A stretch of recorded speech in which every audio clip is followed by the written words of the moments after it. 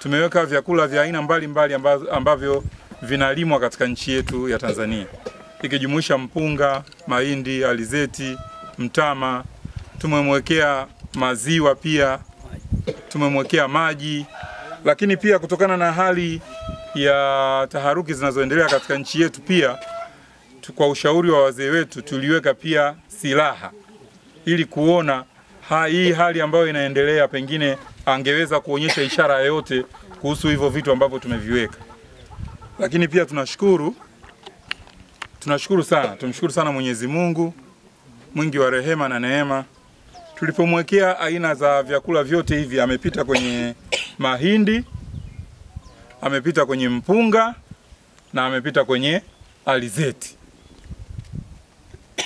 Amepita kwenye mahindi, mpunga na alizeti. Kwa hiyo kwenye eneo la silaha hakupita, na kwenye maji pia kufanyaje? Hakupita. Kwa hivyo hii inatafsiri kwa wazee wetu kama walivyosema, inatafsiri kwa maana ya kwamba anapopita kwenye vitu hivyo, maana yake kwamba ni ishara kwamba hatutokuwa na tatizo la baa la njaa. Licha ya kwamba tuna kiwango kidogo cha maji na hali ya mabadiliko ya tabia nchi na hii hali ya ukame, lakini bado tutaendelea kuwa na chakula cha kutosha. Kwa hivyo kwa kusema kwamba mwaka huu pamoja na hali ya mabadiliko ya tabia nchi, uchache wa mvua ambazo zimechelewa, lakini tutakuwa na chakula na hatutokuwa na nini? Na njaa. Lakini pia hatutokuwa na mafuriko na mvua za nini? Za kuharibu mazingira.